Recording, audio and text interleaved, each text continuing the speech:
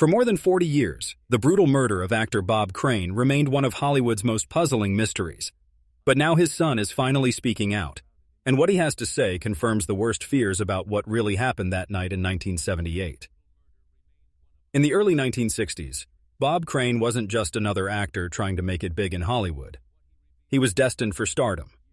With his charming smile and perfect comedic timing, he became famous as the star of Hogan's Heroes, a World War II comedy show that somehow managed to turn a Nazi prison camp into the setting for laughs. For 6 years, Crane played Colonel Robert Hogan, the clever American officer who constantly outsmarted bumbling German guards. People loved watching him every week, and critics praised his work. To everyone watching at home, Bob Crane seemed like the perfect example of wholesome American television. He had been a radio disc jockey before becoming an actor, which gave him a special ability to connect with people. He was quick-witted, charming, and knew exactly how to make others feel comfortable around him. The TV studios wanted everyone to see him as clean-cut and reliable, the kind of person you'd want as your neighbor. But behind the cameras, a very different picture was starting to emerge. Even as his career was taking off, people who worked with him began noticing strange things. Crane had developed what seemed like an innocent interest in technology, especially cameras and recording equipment. He started bringing this gear onto the TV set, claiming it was just a hobby. At first, nobody thought much of it since Crane had always been interested in the latest gadgets. However, this interest slowly grew into something much more concerning. He began recording everything around him, not just work-related stuff, but very personal moments too. His fascination with documenting his life was becoming an obsession that would eventually consume him. At the same time, Crane's personal life was falling apart.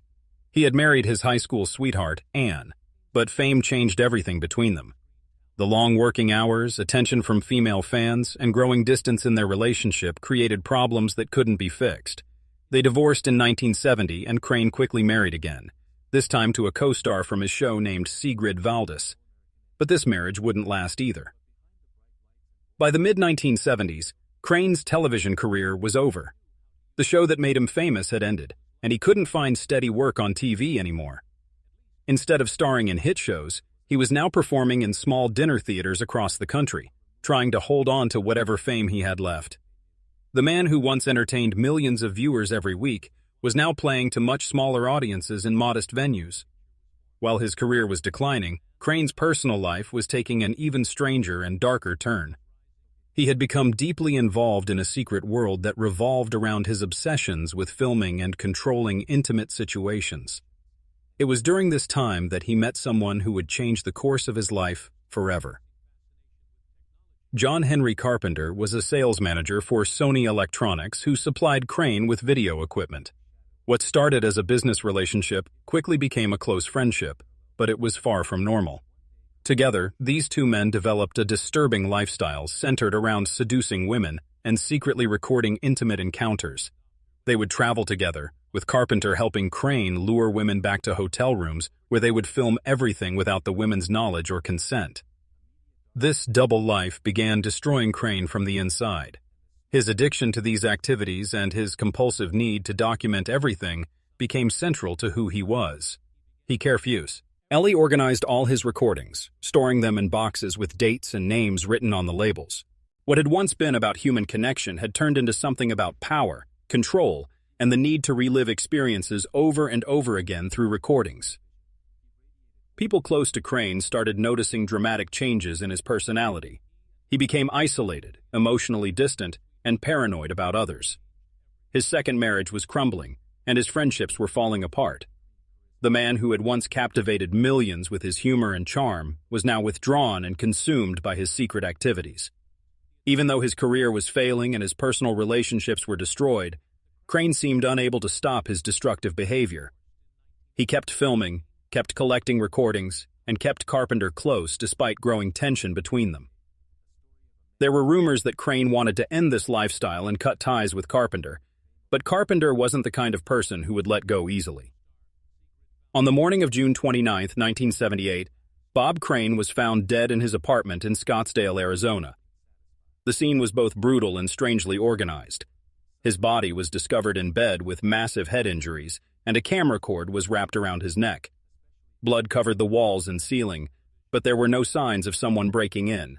Nothing was stolen, and no one had seen anything suspicious. This was clearly a planned, personal killing that shocked the entire nation. When news of Crane's death broke, it initially seemed like just another tragic story of a celebrity's violent end. But as investigators dug deeper, they uncovered a disturbing collection of videotapes, photographs, and recording equipment in his apartment. Dozens of recordings documented Crane's secret life in graphic detail. The wholesome TV character everyone remembered was replaced by the image of a man at the center of a very dark mystery. Police immediately focused their attention on John Henry Carpenter. He had been with Crane the night before the murder, and they had gone to dinner together to discuss their troubled friendship. Carpenter admitted to being in Crane's apartment that evening but claimed he left and never returned. However, investigators found blood in Carpenter's rental car that matched Crane's blood type. This should have been the evidence needed to solve the case, but there was a major problem.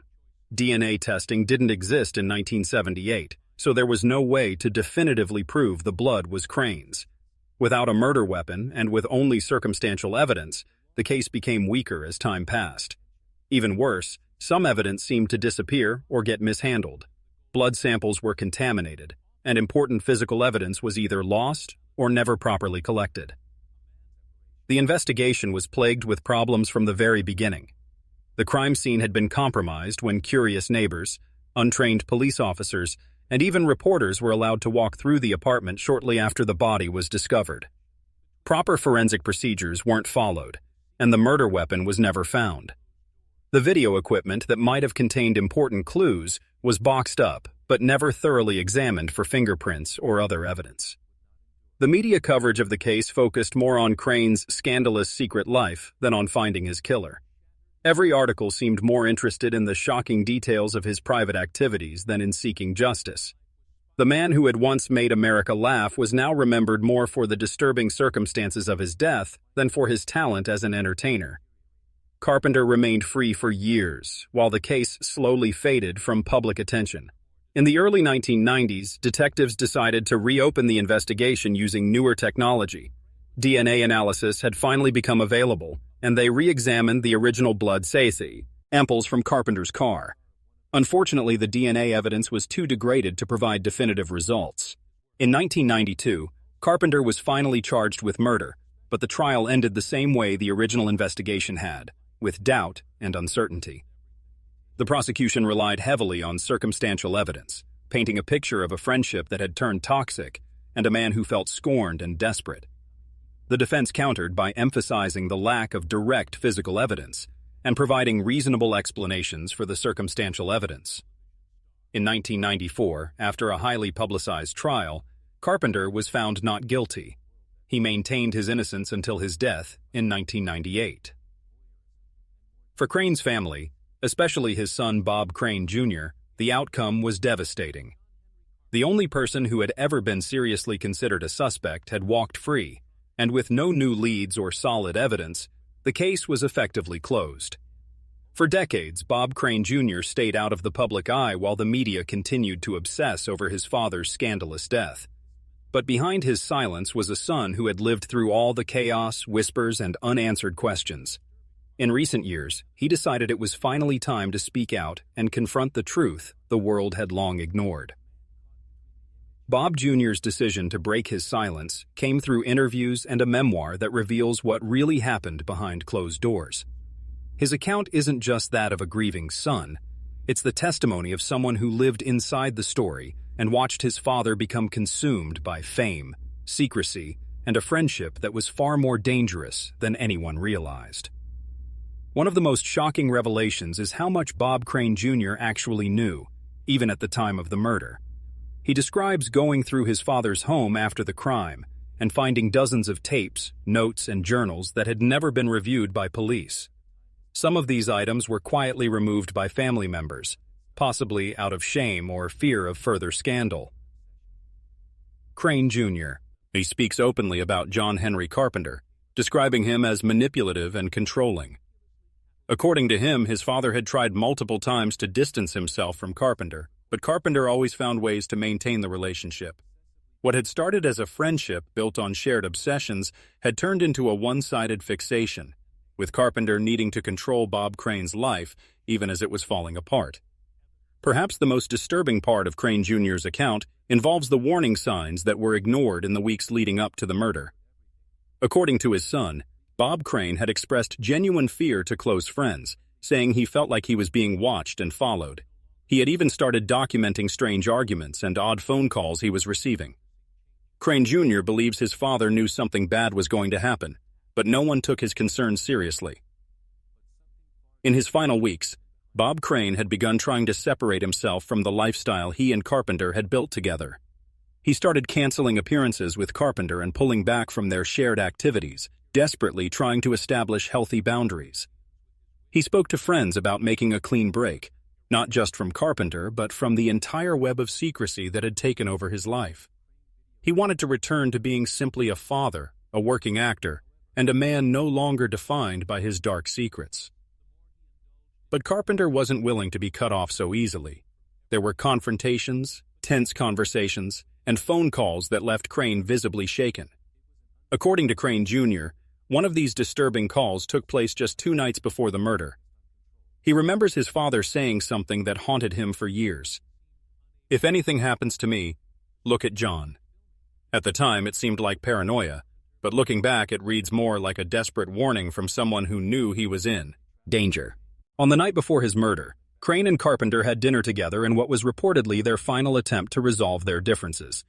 The meeting didn't go well, and sources say Crane made it clear that their relationship was over.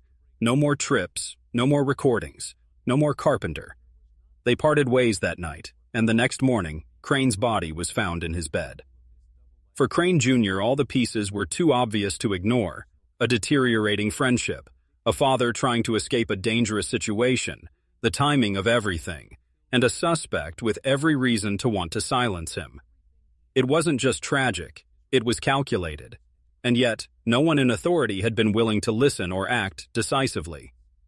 More than 4 decades after Bob Crane's death, his story continues to resonate not just because of its mystery, but because of what it reveals about fame, secrecy, and how easily justice can slip through the cracks. This wasn't just a murder case. It was a cautionary tale that challenges how we remember celebrities and questions whether the systems meant to protect people actually work. Today, with modern forensic technology and new tools for investigation, along with a growing willingness to re-examine cold cases, Crane's story has begun to resurface in true crime documentaries, investigative podcasts, and interviews. Bob Crane Jr. has been one of the loudest voices calling for authorities to reopen the investigation, using today's advanced DNA testing, digital analysis, and psychological profiling techniques. While some critical evidence may be lost forever, other pieces might still hold secrets waiting to be discovered. Beyond the technical aspects, Crane's story forces us to confront the cost of silence, the danger of ignored warnings, and how fame can sometimes protect both innocent and guilty people alike. Bob Crane Jr. refuses to let his father be remembered, read only for the scandal surrounding his death. He wants the truth to come out not just for justice, but for history, to show that behind every sensational headline is a real person, a family left devastated, and a truth that still matters today.